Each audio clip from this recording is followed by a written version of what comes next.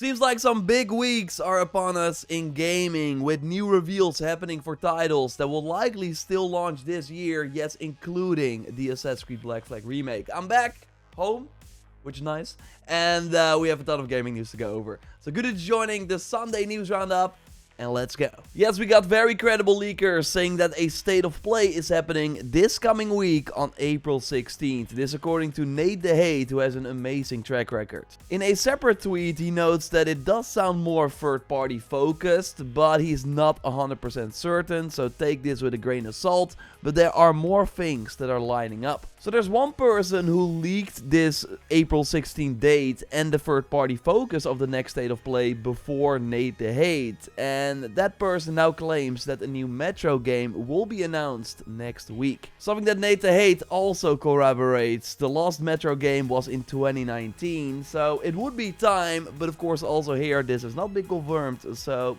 let's wait and see. But there's more. On Reset Era, even before these state of play rumors, we had a user Blackbait saying that announcements for the Assassin's Creed Black Flag remake he's talking about here will go live on the 16th, with an event taking place later this month. And also that a release is not far away. Well, Tom Henderson chimes in on Insider Gaming saying that he also heard April 16th for quite some time now. Also noting that according to internal documentation obtained by Insider Gaming, if it does not go public, the game is scheduled to release in a fiscal year 2027 Q2, which is anywhere from June to August of this year. Some sources have suggested that the game will release in July, and this lines up with that bookstore leak that I talked about earlier. Here they had the game for July 28th. Although, it's still Ubisoft, so this date could of course also be moved. But it seems like we will find out very soon.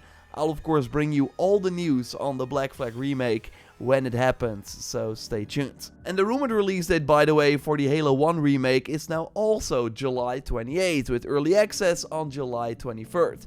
It's pretty interesting, because July is normally a very quiet month, not a lot of things are happening.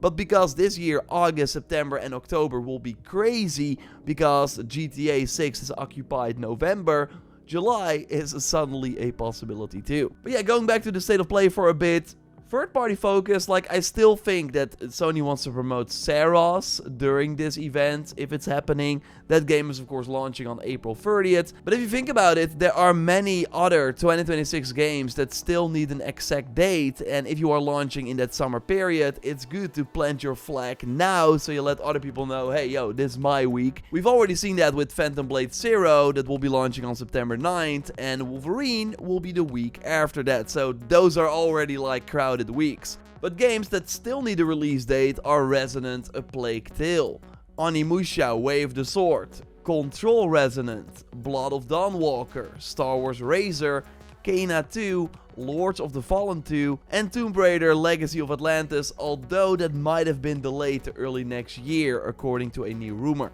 Tom Anderson also said in the most recent Insider Gaming podcast that he heard a while back that Cory Barlog's game, so that would be the new God of War title with Faye as the main character, would also be announced in April.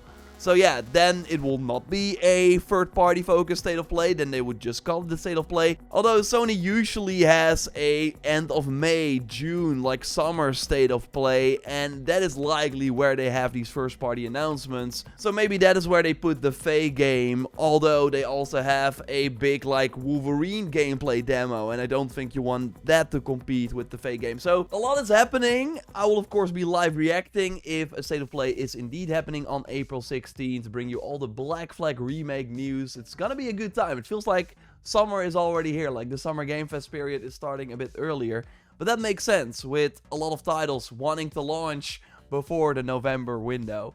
Yeah, it's going to be interesting. So of course, let's go over way more gaming news. Leave a like, that would really help me out, and subscribe, because we post one of these big gaming news roundup videos every Sunday. Time for quick shots, news stories I'll go over quickly. PlayStation is seemingly preparing a new home screen UI for the PlayStation 5 that is a bit closer to the PlayStation 4. So instead of only having games and media in the top left corner, meaning that if you, like me, are only using your PlayStation 4 games, you would never really switch, they now moved PlayStation Plus, the store, your library, and other things to a tab in the top left corner, which honestly looks way better. It also means that you can access things way faster instead of having to scroll through all the different tiles. So this has been rolling out for some users already and will likely be available for everyone very soon. Let me know if you like this change in the comments down below. Now, I really hope that more single-player open-world teams study the Crimson Desert post-launch support. Not only have they been dropping banger patches every week since launch, almost immediately responding and applying feedback from the community, the Pearl Abyss team has now also shared a blog post with features they are working on that they will be rolling out from now until June, with highlights including a feature that lets us refight bosses. Right now, the world can become empty after completing all the outposts in the game, but in the future, enemies will be able to retake their camps. They are adding an easy, normal, and hard difficulty, while right now there's no difficulty setting whatsoever. Like, they clearly want as many people as possible to enjoy the game. They will be adding new outfits, also based on gear from enemies that we can right now only sell, but not wear ourselves. Inventory management can be a pain in this game, but they will be making changes to that, meaning that you can, when crafting things, immediately grab things from a dedicated storage instead of having to carry around all these resources. They're working on more mounts, better controls. I will leave a link to the blog post if you want to read it in the description. But again, it's a huge W. As said in my review, this game will be very different 2 months after launch, and I think we're seeing that happen already. So totally, if you're not in a rush, I think it's smart to wait a bit. Crimson Desert will be a much more pleasant experience that I think is worth having for sure. And again, they really raised the bar of what a post-launch for a single-player open-world game looks like. So I hope that Ubisoft and Sony's first-party teams are taking note. Remember Star Wars Eclipse, the Quantic Dream Star Wars game that was one of the big reveals at the Game Awards in 2021. Well, now, more than 5 years later, the game is still years off from completion. Insider Gaming does report that some parts are already completed, but they are struggling with other parts. And if you don't remember, this should basically be a Heavy Rain or like Detroit Become Human, but in the Star Wars universe.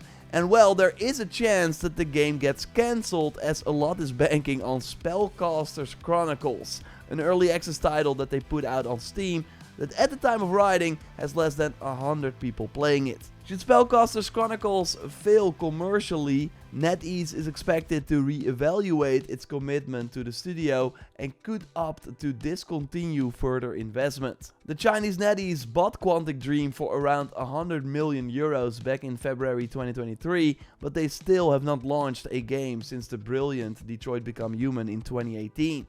A game that they at the end of last year sold, by the way, for $4, which caused it to spike significantly.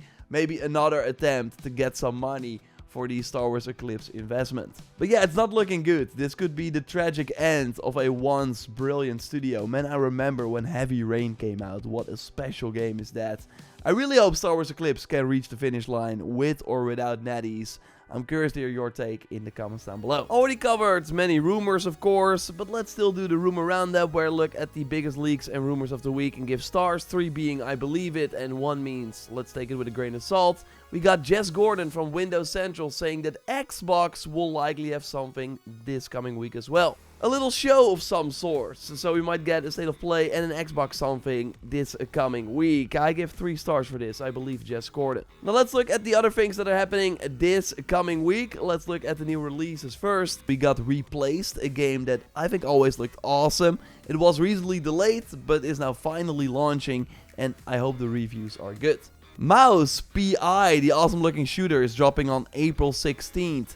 Pragmata is finally coming out. I know this is a game that quite some people are looking forward to. Coming April 17th, and there's a demo for it out as well. And yes, high chance we get a state of play on April 16th, or not, but then we will likely still see the reveal of Assassin's Creed The Black Flag Remake. I'll be live reacting, bring you all the info, and before that I'll be live with my weekly news stream that you can check out by clicking on the screen, where I will do predictions for the state of play, if it has been announced, etc, etc. And I will bring you all the news as well in the next Sunday video. So subscribe to not miss it, leave a like, and I will speak to you very soon.